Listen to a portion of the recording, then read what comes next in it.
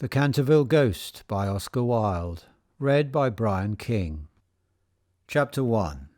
When Mr. Hiram B. Otis, the American minister, bought Canterville Chase, everyone told him he was doing a very foolish thing, as there was no doubt at all that the place was haunted.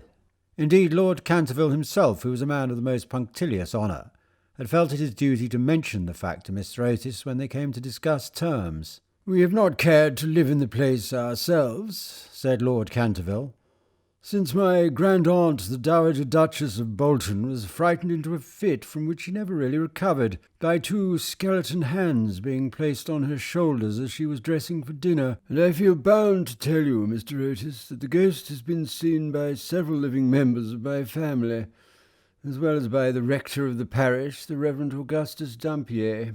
After the unfortunate accident to the Duchess, none of our younger servants would stay with us, and Lady Canterville often got very little sleep at night, in consequence of the mysterious noises that came from the corridor and the library."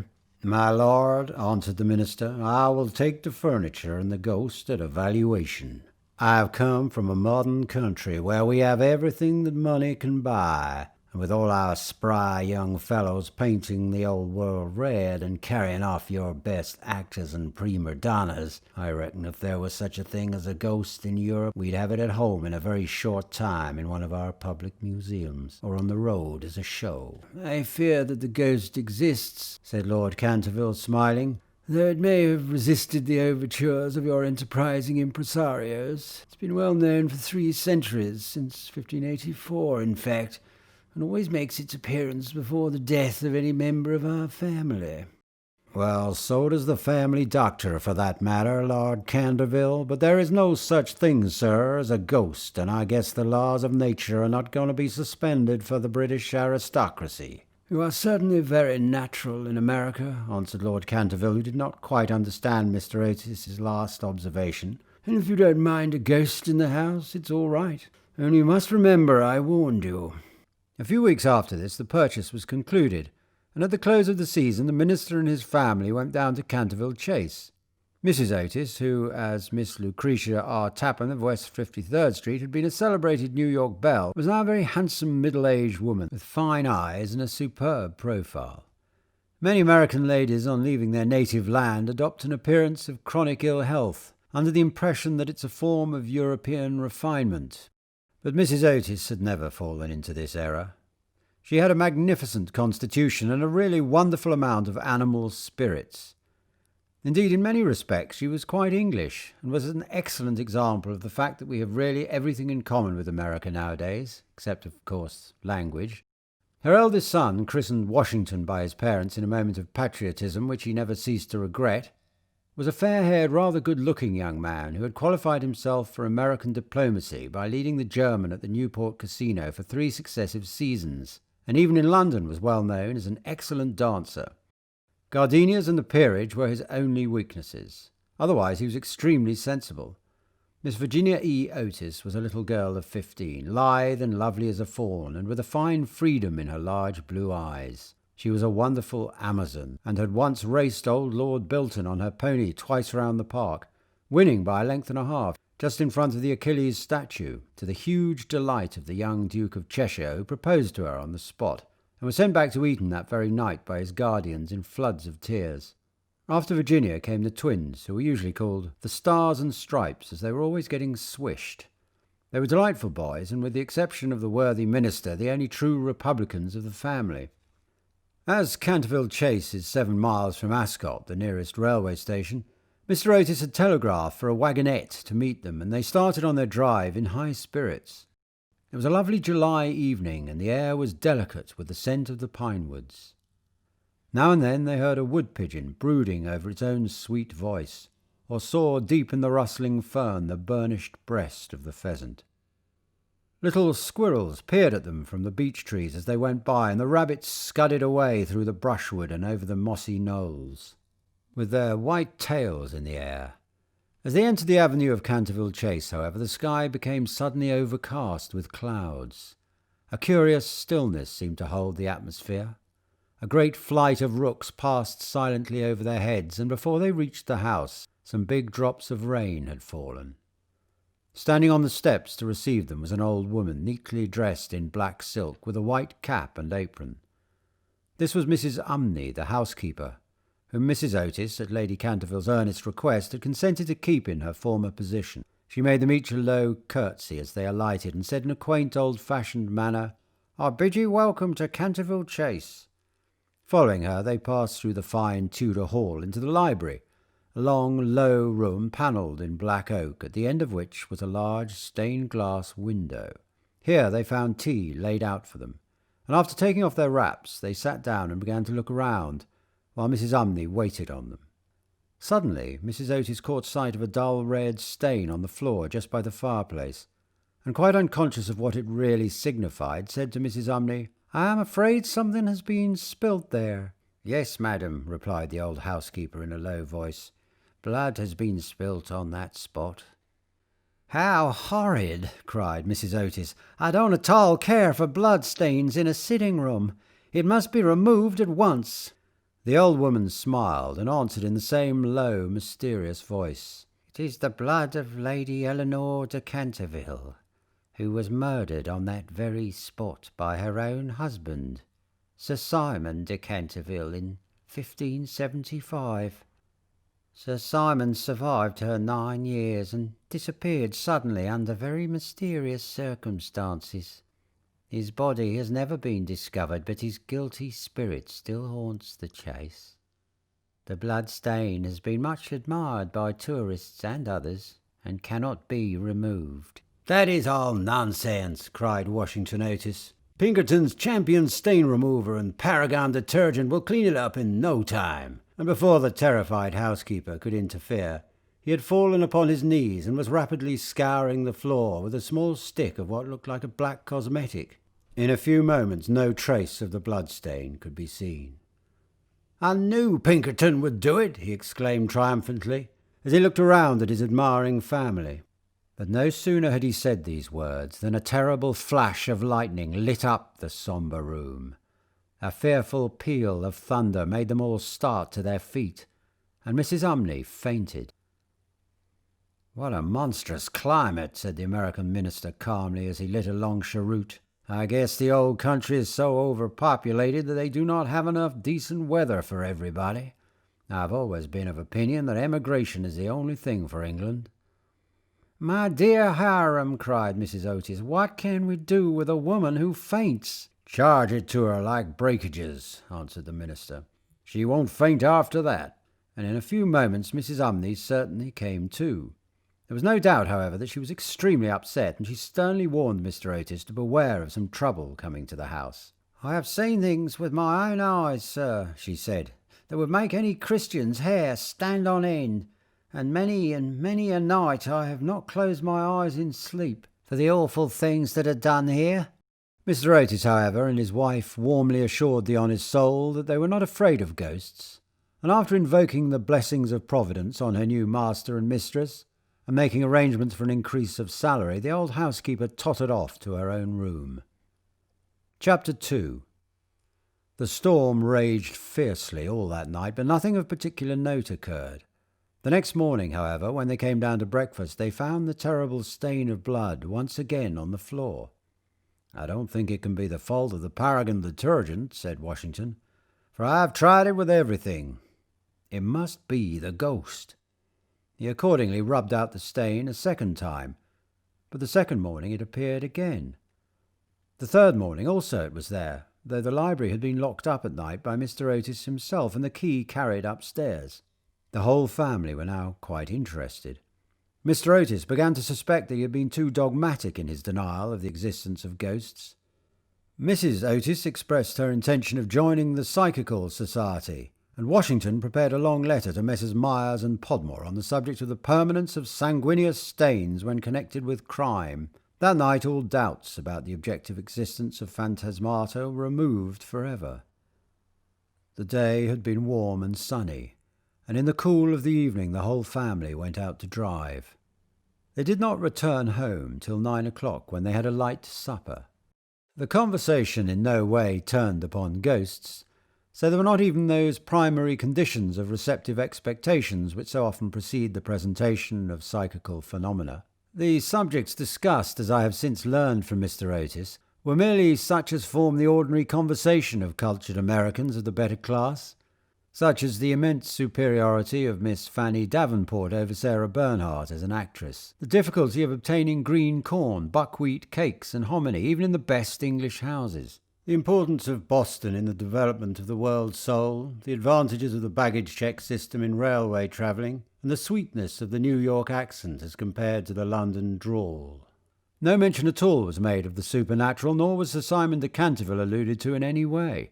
At 11 o'clock the family retired, and by 1:30 all the lights were out.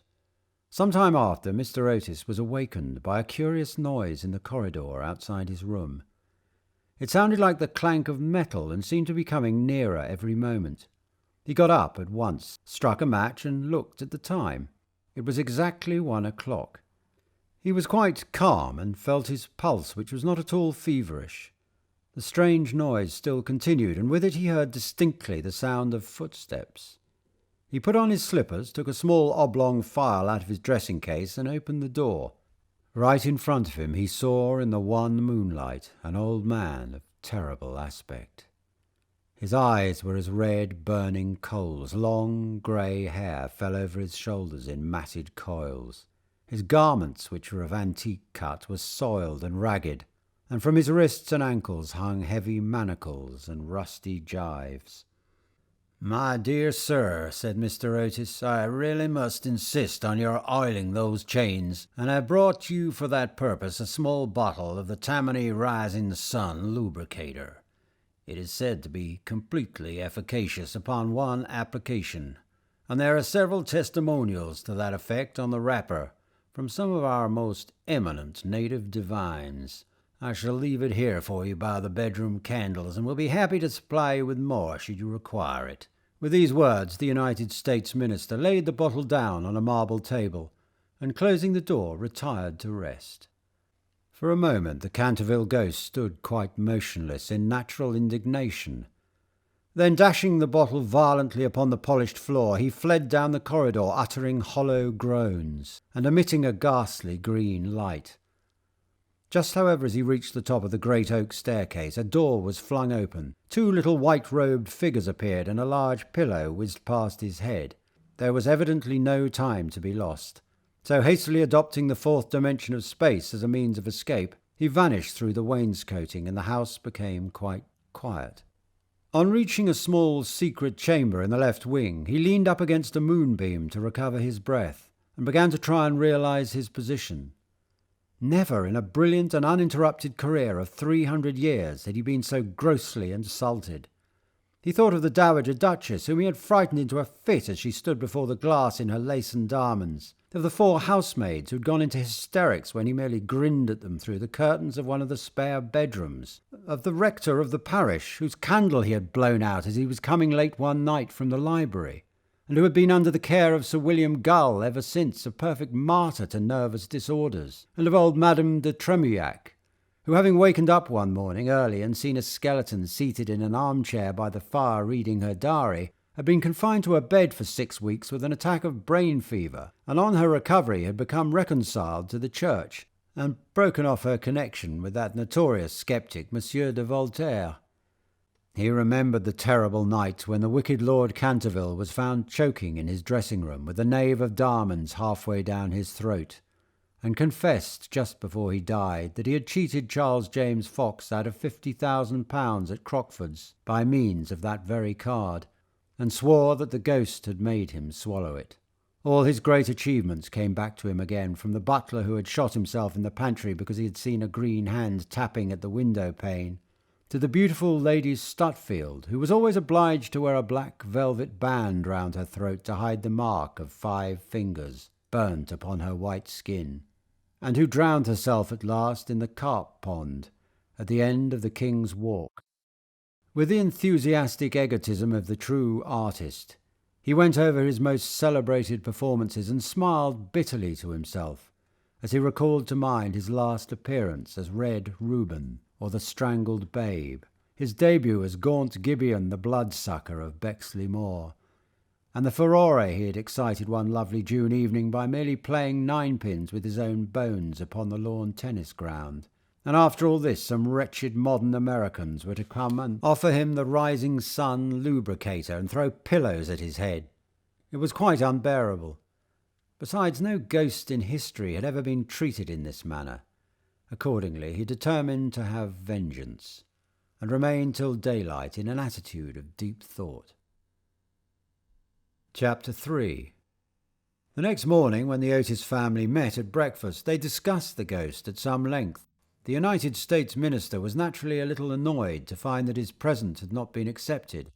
"I have no wish," he said, "to do the ghost any personal injury, and I must say that considering the length of time he has been in the house, I don't think it is at all polite to throw pillows at him." A very just remark, at which, I am sorry to say, the twins burst into shouts of laughter. "Upon the other hand," he continued, "if he really declines to use the rising sun lubricator, we shall have to take his chains from him. It would be quite impossible to sleep with such a noise going on outside the bedrooms." For the rest of the week, however, they were undisturbed, the only thing that excited any attention being the continual renewal of the bloodstain on the library floor. This certainly was very strange, as the door was always locked at night by Mr. Otis, and the windows kept closely barred. The chameleon-like colour also of the stain excited a good deal of comment. Some mornings it was a dull, almost Indian red. Then it would be vermilion, then a rich purple. Once, when they came down for family prayers, according to the simple rites of the Free American Reformed Episcopalian Church, they found it a bright emerald green. These kaleidoscopic changes naturally amused the party very much, and bets on the subject were freely made every evening. The only person who did not enter into the joke was little Virginia, who, for some unexplained reason, was always a good deal distressed at the sight of the bloodstain, and very nearly cried the morning it was emerald green. The second appearance of the ghost was on Sunday night. Shortly after they had gone to bed, they were suddenly alarmed by a fearful crash in the hall.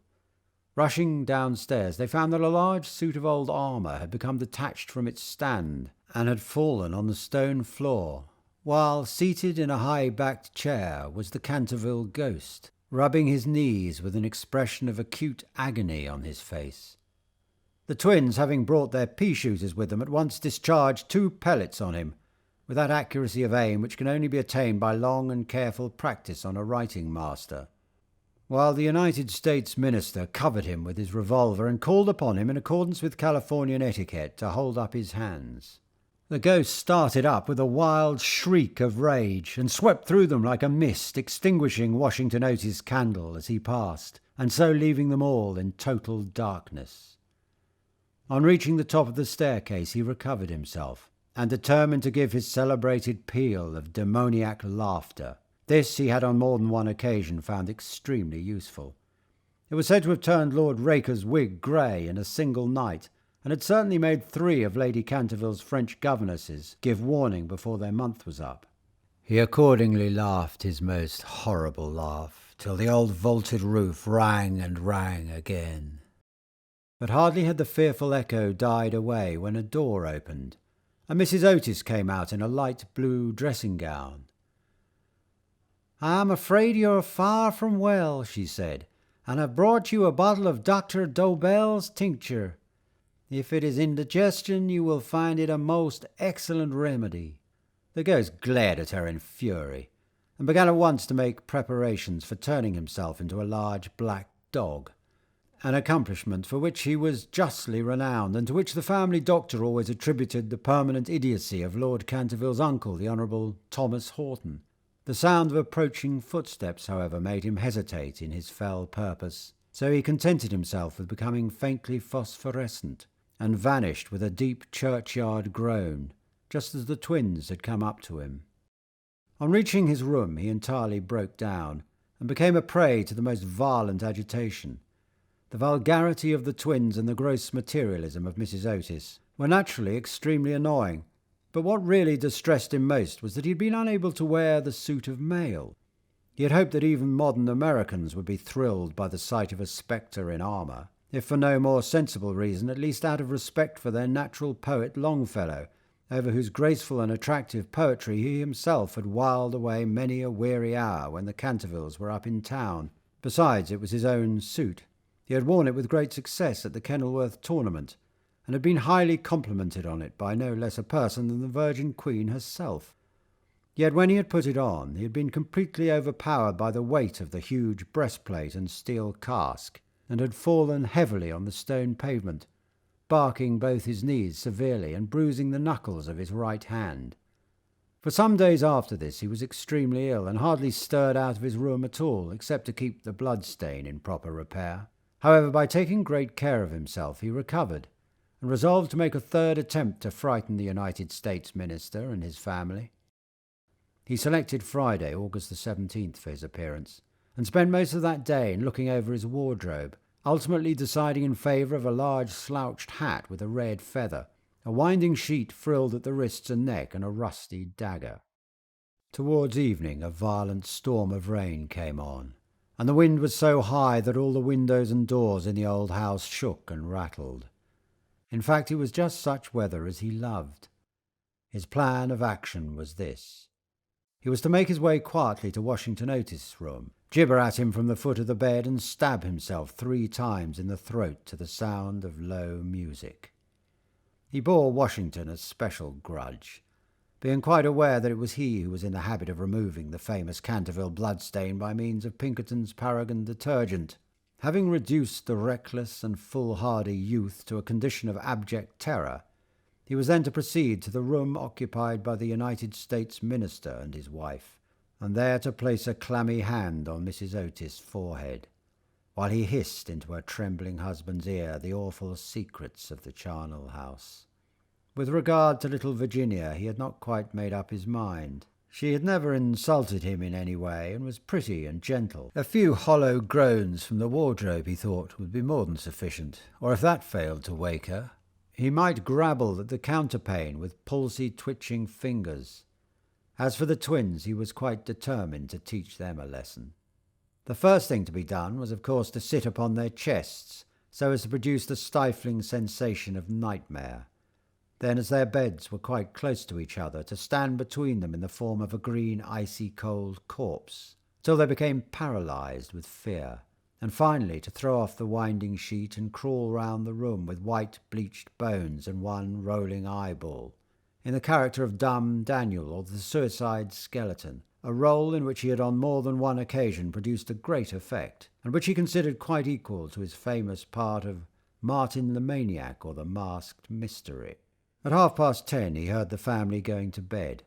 For some time he was disturbed by wild shrieks of laughter from the twins, who with the light-hearted gaiety of schoolboys were evidently amusing themselves before they retired to rest. But at 11:15 all was still, and as midnight sounded he sallied forth. The owl beat against the window-panes, the raven croaked from the old yew-tree, and the wind wandered moaning round the house like a lost soul. But the Otis family slept unconscious of their doom, and high above the rain and storm he could hear the steady snoring of the minister for the United States. He stepped stealthily out of the wainscoting with an evil smile on his cruel wrinkled mouth, and the moon hid her face in a cloud as he stole past the great oriel window, where his own arms and those of his murdered wife were blazoned in azure and gold. On and on he glided like an evil shadow, the very darkness seeming to loathe him as he passed. Once he thought he heard something call and stopped, but it was only the baying of a dog from the Red Farm, and he went on muttering strange 16th-century curses, and ever and anon brandishing the rusty dagger in the midnight air. Finally he reached the corner of the passage that led to luckless Washington's room. For a moment he paused there, the wind blowing his long grey locks about his head and twisting into grotesque and fantastic folds the nameless horror of the dead man's shroud. Then the clock struck the quarter, and he felt the time was come. He chuckled to himself and turned the corner. But no sooner had he done so than with a piteous wail of terror he fell back and hid his blanched face in long bony hands. Right in front of him was standing a horrible spectre, motionless as a carven image and monstrous as a madman's dream. Its head was bald and burnished. its face round and fat and white, and hideous laughter seemed to have writhed its features into an eternal grin. From the eyes streamed rays of scarlet light, the mouth was a wide well of fire, and a hideous garment like to his own swathed with its silent snows the Titan form. On its breast was a placard with strange writing in antique characters, some scroll of shame it seemed, some record of wild sins, some awful calendar of crime, and with its right hand it bore aloft a falchion of gleaming steel. Never having seen a ghost before, he naturally was terribly frightened, and after a second hasty glance at the awful phantom he fled back to his room, tripping up in his long winding sheet as he sped down the corridor and finally dropping the rusty dagger into the minister's jack-boots, where it was found in the morning by the butler. Once in the privacy of his own apartment, he flung himself down on a small pallet bed and hid his face under the clothes. After a time, however, the brave old Canterville spirit asserted itself, and he determined to go and speak to the other ghost as soon as it was daylight. Accordingly, just as the dawn was touching the hills with silver, he returned towards the spot where he had first laid eyes on the grisly phantom, feeling that after all 2 ghosts were better than 1, and that by the aid of his new friend he might safely grapple with the twins. On reaching the spot, however, a terrible sight met his gaze. Something had evidently happened to the spectre, for the light had entirely faded from its hollow eyes. The gleaming falchion had fallen from its hand, and it was leaning up against the wall in a strained and uncomfortable attitude. He rushed forward and seized it in his arms, when, to his horror, the head slipped off and rolled on the floor. The body assumed a recumbent posture, and he found himself clasping a white dimity bed curtain, with a sweeping brush, a kitchen cleaver, and a hollow turnip lying at his feet. Unable to understand this curious transformation, he clutched the placard with feverish haste, and there, in the grey morning light, he read these fearful words: Ye Otis ghost, ye only true and original spook, beware of ye imitations, all others are counterfeit. The whole thing flashed across him. He had been tricked, foiled, and outwitted. The old Canterville look came into his eyes. He ground his toothless gums together, and raising his withered hands high above his head, swore, according to the picturesque phraseology of the antique school, that when Chanticleer had sounded twice his merry horn, deeds of blood would be wrought, and murder walk abroad with silent feet. Hardly had he finished this awful oath, when, from the red tiled roof of a distant homestead, a cock crew. He laughed a long, low, bitter laugh, and waited. Hour after hour he waited, but the cock, for some strange reason, did not crow again. Finally, at 7:30, the arrival of the housemaids made him give up his fearful vigil, and he stalked back to his room, thinking of his vain oath and baffled purpose. There he consulted several books of ancient chivalry, of which he was exceedingly fond, and found that on every occasion on which this oath had been used, Chanticleer had always crowed a second time. "Perdition seize the naughty fowl," he muttered. "I have seen the day when, with my stout spear, I would have run him through the gorge, and made him crow for me, and 'twere in death." He then retired to a comfortable lead coffin, and stayed there till evening. Chapter 4. The next day the ghost was very weak and tired. The terrible excitement of the last 4 weeks was beginning to have its effect. His nerves were completely shattered, and he started at the slightest noise. For 5 days he kept his room, and at last made up his mind to give up the point of the bloodstain on the library floor. If the Otis family did not want it, they clearly did not deserve it. They were evidently people on a low material plane of existence, and quite incapable of appreciating the symbolic value of sensuous phenomena. The question of phantasmic apparitions and the development of astral bodies was of course quite a different matter, and really not under his control. It was his solemn duty to appear in the corridor once a week, and to gibber from the large oriel window on the 1st and 3rd Wednesdays in every month. And he did not see how he could honourably escape from his obligations. It's quite true that his life had been very evil, but upon the other hand he was most conscientious in all things connected with the supernatural. For the next 3 Saturdays, accordingly, he traversed the corridor as usual between midnight and 3 o'clock, taking every possible precaution against being either heard or seen. He removed his boots, trod as lightly as possible on the old worm-eaten boards, wore a large black velvet cloak, and was careful to use the rising sun lubricator for oiling his chains. I am bound to acknowledge that it was with a good deal of difficulty that he brought himself to adopt this last mode of protection.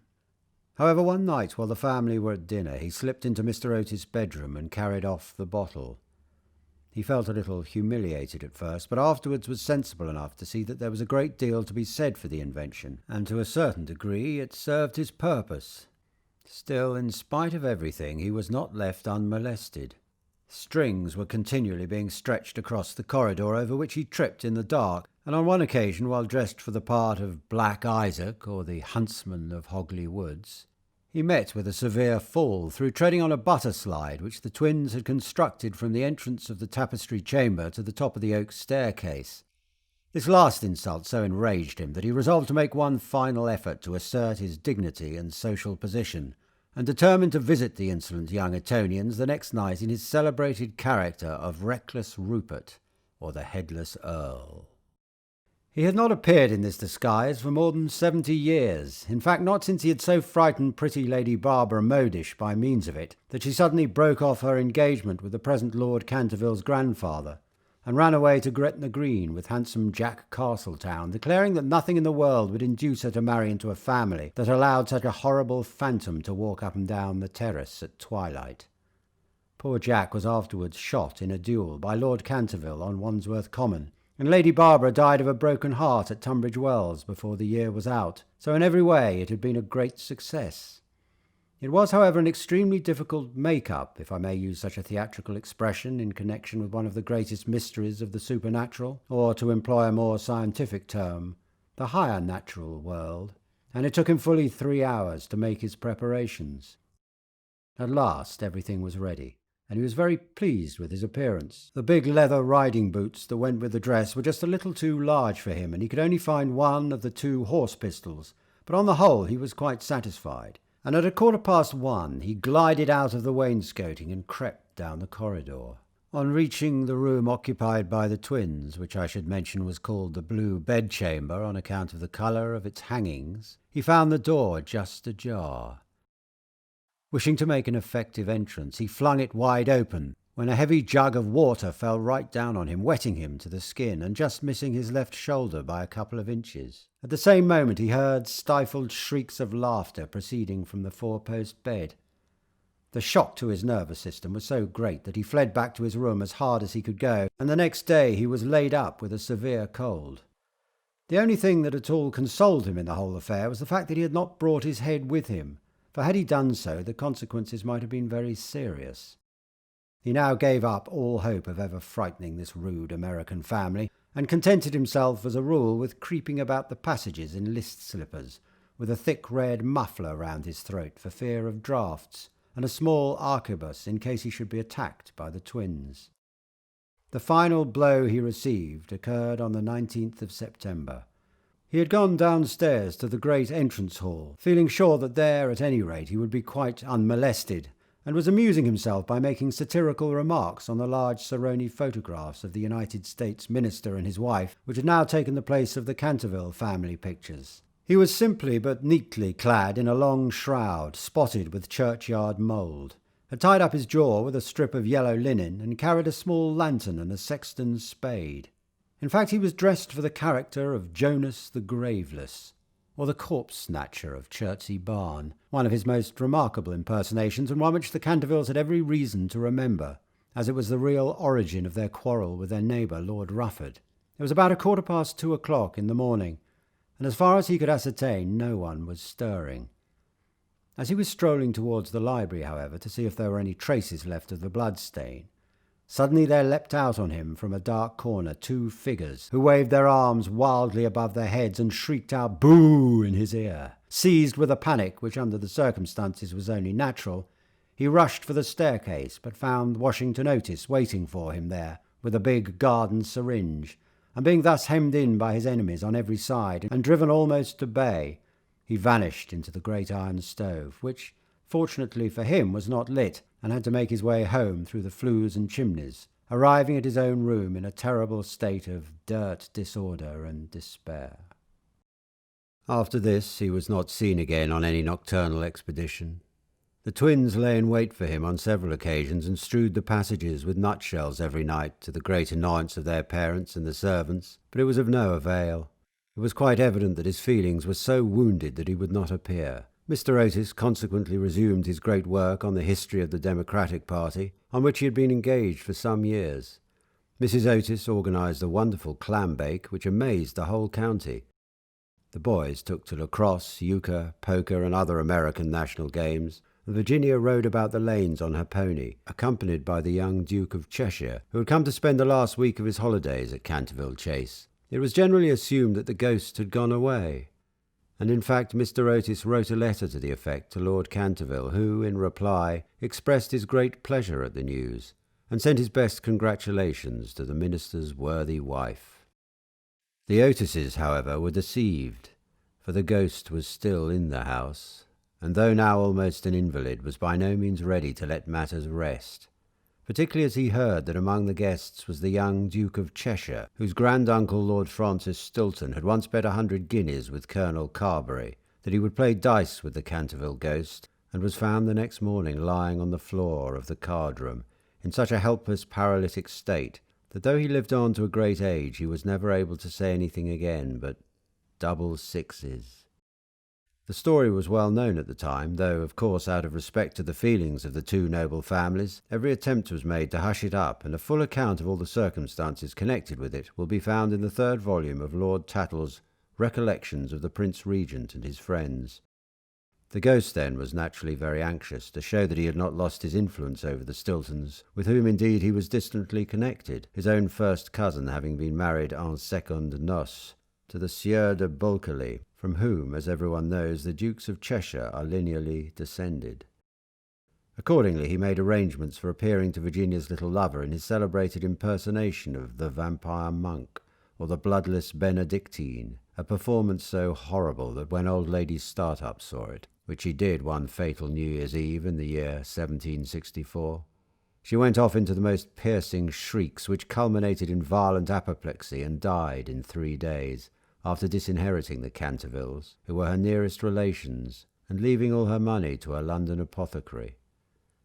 At the last moment, however, his terror of the twins prevented his leaving his room, and the little Duke slept in peace under the great feathered canopy in the royal bedchamber, and dreamed of Virginia. Chapter 5. A few days after this, Virginia and her curly-haired cavalier went out riding on Brockley Meadows, where she tore her habit so badly in getting through a hedge that on their return home she made up her mind to go up by the back staircase so as not to be seen. As she was running past the tapestry chamber, the door of which happened to be open, she fancied she saw someone inside, and thinking it was her mother's maid, who sometimes used to bring her work there, looked in to ask her to mend her habit. To her immense surprise, however, it was the Canterville ghost himself. He was sitting by the window watching the ruined gold of the yellowing trees fly through the air and the red leaves dancing madly down the long avenue. His head was leaning on his hand, and his whole attitude was one of extreme depression. Indeed, so forlorn and so much out of repair did he look, that little Virginia, whose first idea had been to run away and lock herself in her room, was filled with pity, and determined to try and comfort him. So light was her footfall, and so deep his melancholy, that he was not aware of her presence till she spoke to him. "I'm so sorry for you," she said, "but my brothers are going back to Eton tomorrow, and then, if you behave yourself, no one will annoy you." "It's absurd asking me to behave myself," he answered, looking round in astonishment at the pretty little girl who had ventured to address him. "Quite absurd. I must rattle my chains and groan through keyholes and walk about at night, if that's what you mean. It's my only reason for existing." "It's no reason at all for existing, and you know you've been very wicked. Mrs. Umney told us the first day we arrived here that you had killed your wife." "Well, I quite admit it," said the ghost petulantly, "but it was purely family matter and concerned no one else." "It's very wrong to kill anyone," said Virginia, who at times had a sweet Puritan gravity, caught from some old New England ancestor. "Oh, I hate the cheap severity of abstract ethics. My wife was very plain, never had my ruffs properly starched, and knew nothing about cookery. Why, there was a buck I had shot in Hogley Woods, a magnificent pricket, and you know how she had sent it to table. However, it's no matter now, for it's all over, and I don't think it was very nice of her brothers to starve me to death, though I did kill her." "Starve you to death? Oh, Mr. Ghost, Mr. Simon, are you hungry? I have a sandwich in my case. Would you like it?" "No, thank you, I never eat anything now. But it's very kind of you all the same, and you're much nicer than the rest of your horrid, rude, vulgar, dishonest family." "Stop!" cried Virginia, stamping her foot. "It's you who are rude and horrid and vulgar. And as for dishonesty, you know you stole the paints out of my box to try and furbish up that ridiculous bloodstain in the library. First you took all my reds, including the vermilion, and I couldn't do any more sunsets. Then you took the emerald green and the chrome yellow, and finally I had nothing left but indigo and Chinese white, and could only do moonlight scenes, which are always depressing to look at, and not at all easy to paint. I never told on you, though I was very much annoyed, and it was most ridiculous, the whole thing, for who ever heard of emerald green blood?" "Well, really," said the ghost rather meekly, "what was I to do? It's a very difficult thing to get real blood nowadays. And as your brother began it all with his paragon detergent, I certainly saw no reason why I should not have your paints. As for colour, that's always a matter of taste. The Cantervilles have blue blood, for instance, the very bluest in England. But I know you Americans don't care for things of this kind." "You know nothing about it, and the best thing you can do is to emigrate and improve your mind. My father will be only too happy to give you a free passage, and though there's a heavy duty on spirits of every kind, there will be no difficulty about the custom house, as the officers are all Democrats. Once in New York, you're sure to be a great success. I know lots of people there who would give $100,000 to have a grandfather, and much more than that to have a family ghost." "I don't think I should like America." "I suppose because we have no ruins and no curiosities," said Virginia satirically. "No ruins, no curiosities," answered the ghost. "You have your navy and your manners." "Good evening. I will go and ask Papa to get the twins an extra week's holiday." "Please don't go, Miss Virginia," he cried. "I am so lonely and so unhappy, and I really don't know what to do. I want to go to sleep, and I cannot." "That's quite absurd. You have merely to go to bed and blow out the candle. It's very difficult sometimes to keep awake, especially at church. But there's no difficulty at all about sleeping. Why, even babies know how to do that, and they're not very clever." "I've not slept for 300 years, he said sadly, and Virginia's beautiful blue eyes opened in wonder. "For 300 years I have not slept, and I am so tired." Virginia grew quite grave, and her little lips trembled like rose leaves. She came towards him, and kneeling down at his side, looked up into his old withered face. "Poor, poor ghost," she murmured. "Have you no place where you can sleep?" "Far away beyond the pine woods," he answered in a low, dreamy voice, "there is a little garden. There the grass grows long and deep. There are the great white stars of the hemlock flower. There the nightingale sings all night long. All night long he sings, and the cold crystal moon looks down, and the yew tree spreads out its giant arms over the sleepers." Virginia's eyes grew dim with tears, and she hid her face in her hands. "You mean the Garden of Death?" she whispered. "Yes, death. Death must be so beautiful. To lie in the soft brown earth with the grasses waving above one's head and listen to silence. To have no yesterday and no tomorrow. To forget time, to forget life, to be at peace.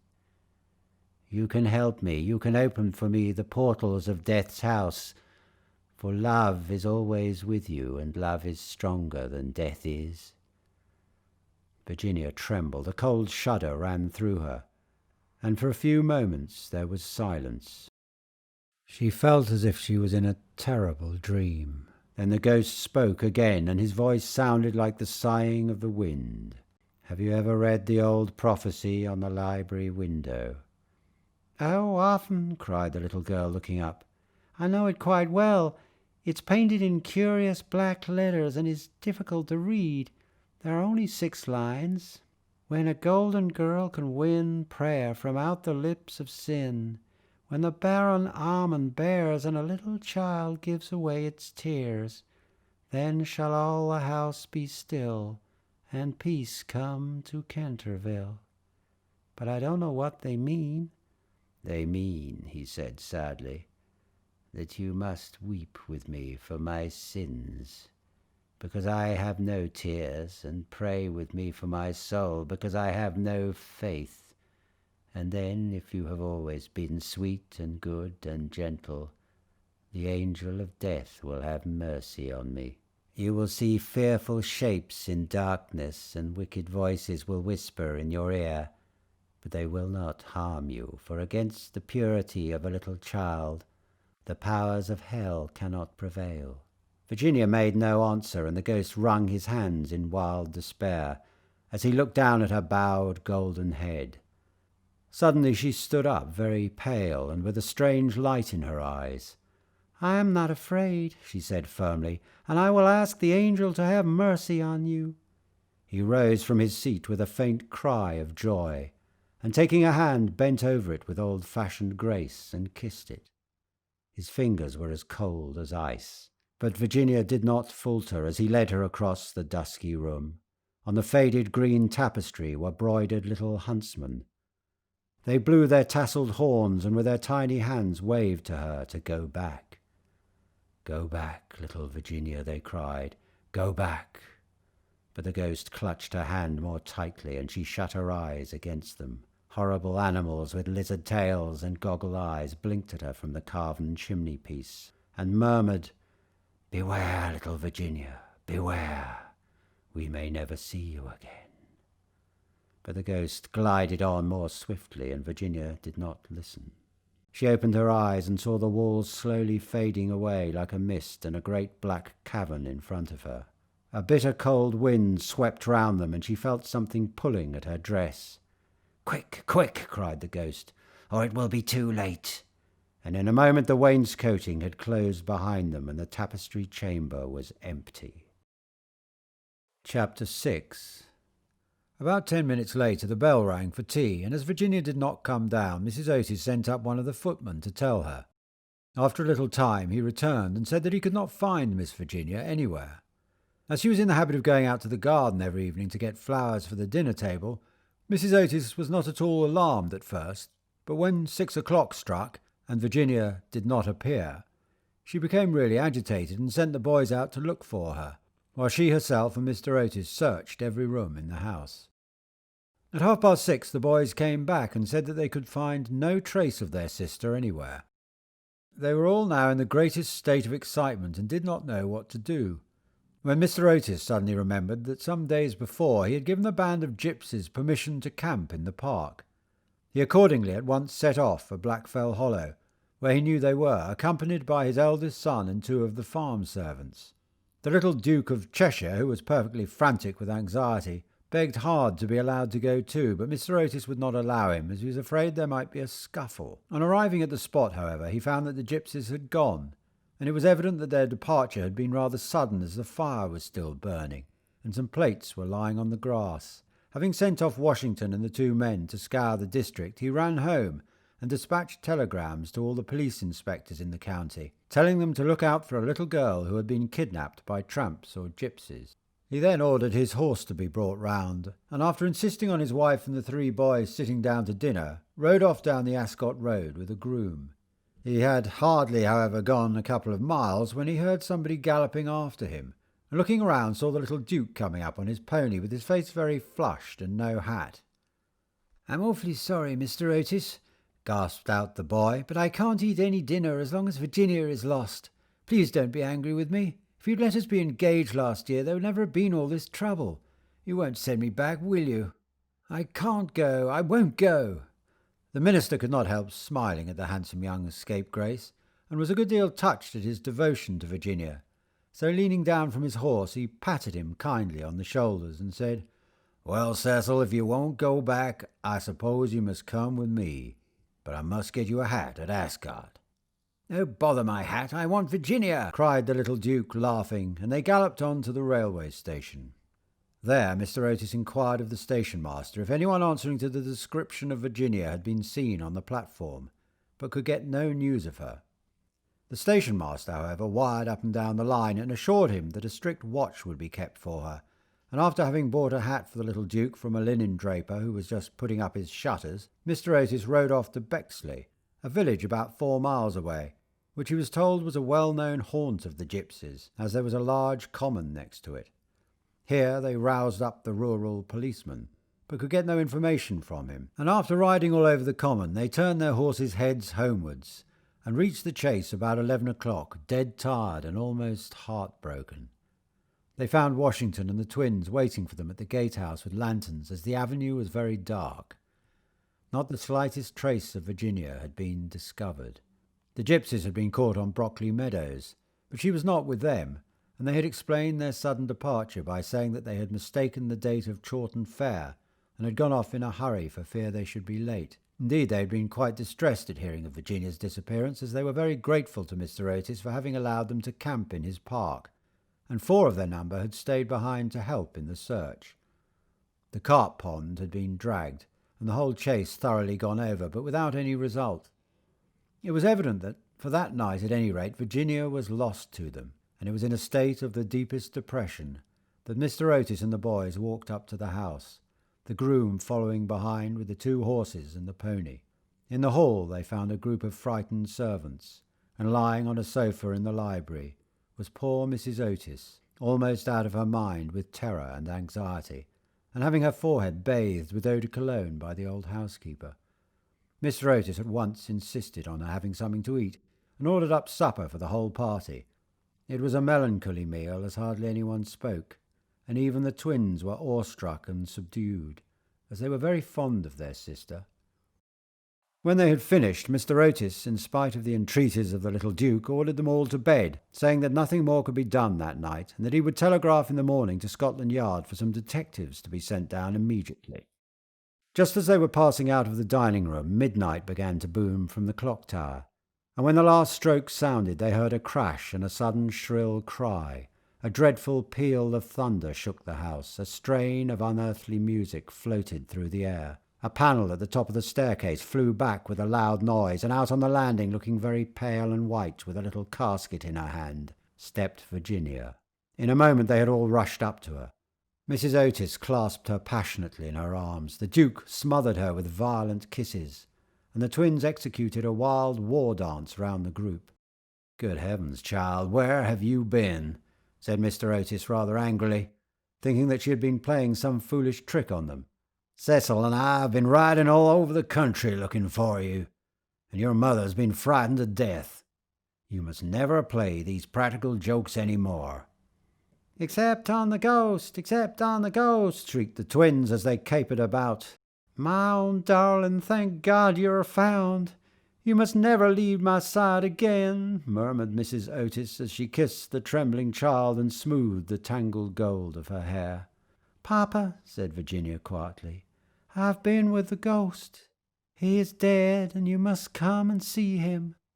He had been very wicked, but he was really sorry for all that he'd done, and he gave me this box of beautiful jewels before he died." The whole family gazed at her in mute amazement. But she was quite grave and serious, and turning round she led them through the opening in the wainscoting down to a narrow, secret corridor, Washington following with a lighted candle which he had caught up from the table. Finally they came to a great oak door, studded with rusty nails. When Virginia touched it, it swung back on its heavy hinges, and they found themselves in a little low room, with a vaulted ceiling and one tiny grated window.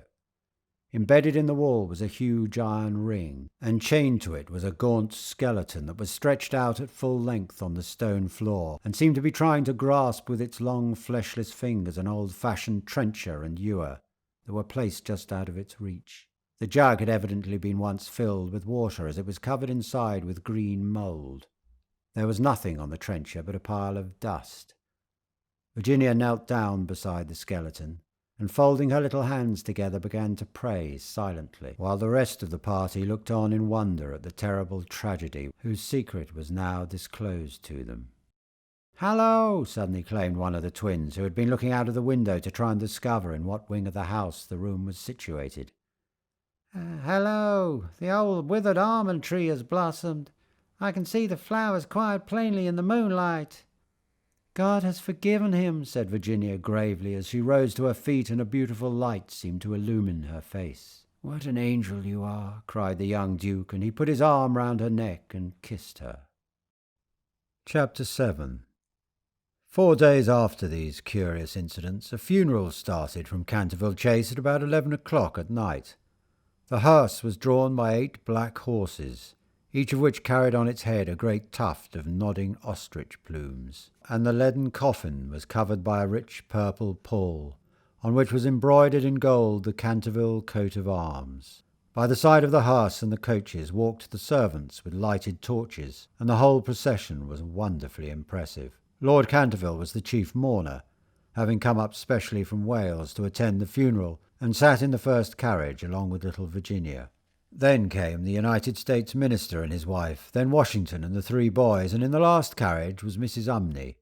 It was generally felt that as she had been frightened by the ghost for more than 50 years of her life, she had a right to see the last of him. A deep grave had been dug in the corner of the churchyard, just under the old yew tree, and the service was read in the most impressive manner by the Reverend Augustus Dampier. When the ceremony was over, the servants, according to an old custom observed in the Canterville family, extinguished their torches, and as the coffin was being lowered into the grave, Virginia stepped forward and laid on it a large cross made of white and pink almond blossoms.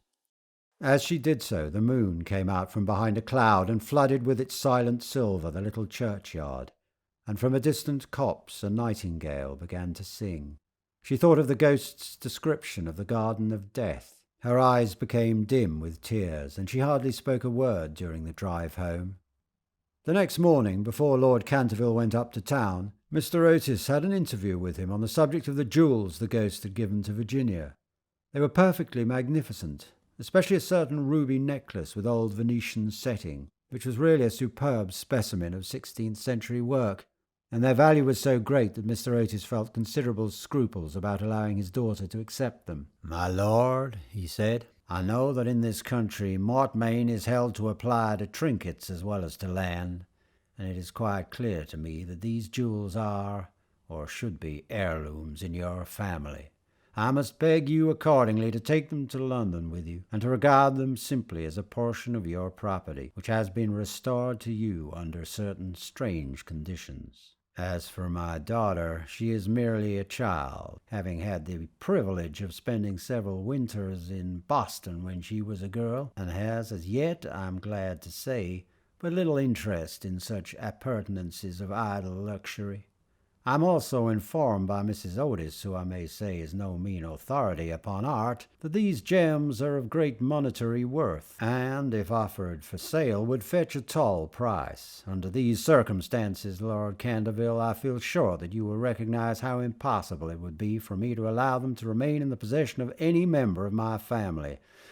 And indeed all such vain gauds and toys, however suitable or necessary to the dignity of the British aristocracy, would be completely out of place among those who have been brought up on the severe, and I believe immortal, principles of republican simplicity. Perhaps I should mention that Virginia is very anxious that you should allow her to retain the box as a memento of your unfortunate but misguided ancestor. As it is extremely old and consequently a good deal out of repair, you may perhaps think fit to comply with her request. For my own part, I confess I am a good deal surprised to find a child of mine expressing sympathy with medievalism in any form, and can only account for it by the fact that Virginia was born in one of your London suburbs shortly after Mrs. Otis had returned from a trip to Athens.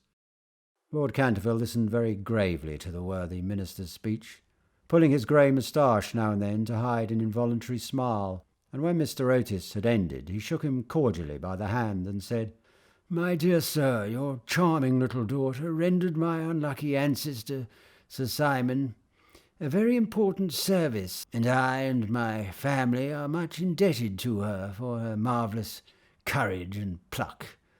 The jewels are clearly hers, and egad, I believe that if I were heartless enough to take them from her, the wicked old fellow would be out of his grave in a fortnight, leading me the devil of a life. As for their being heirlooms, nothing is an heirloom that is not so mentioned in a will or legal document, and the existence of these jewels has been quite unknown.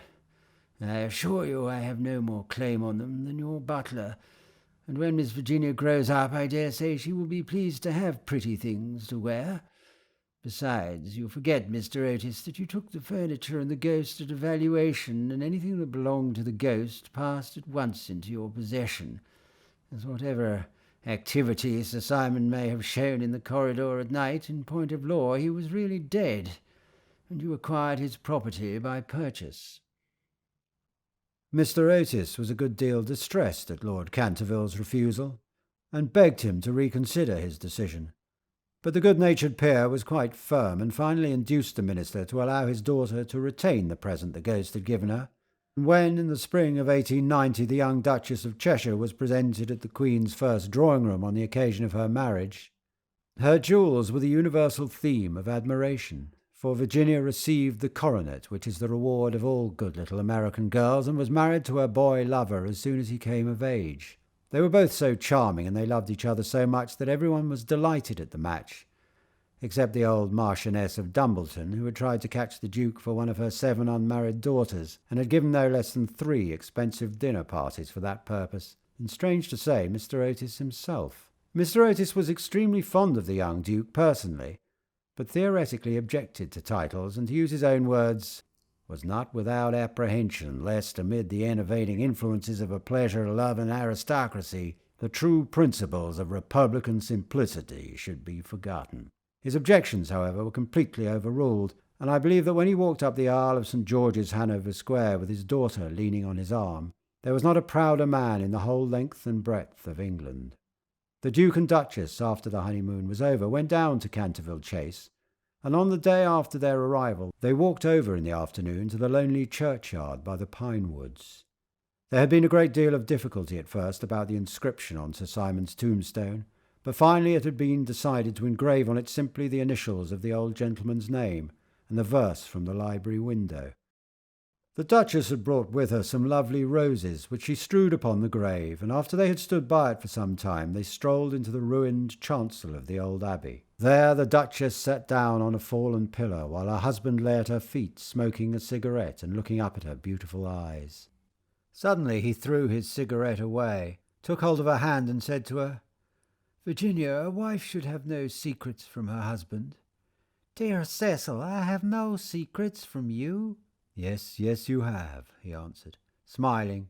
"You never told me what happened to you when you were locked up with the ghost." "I've never told anyone, Cecil," said Virginia gravely. "I know that, but you might tell me." "Please don't ask me, Cecil. I cannot tell you. Poor Sir Simon, I owe him a great deal. Yes, don't laugh, Cecil, I really do. He made me see what life is and what death signifies, and why love is stronger than both." The Duke rose and kissed his wife lovingly. "You can have your secret as long as I have your heart," he murmured. "You have always had that, Cecil. And you will tell our children some day, won't you?" Virginia blushed.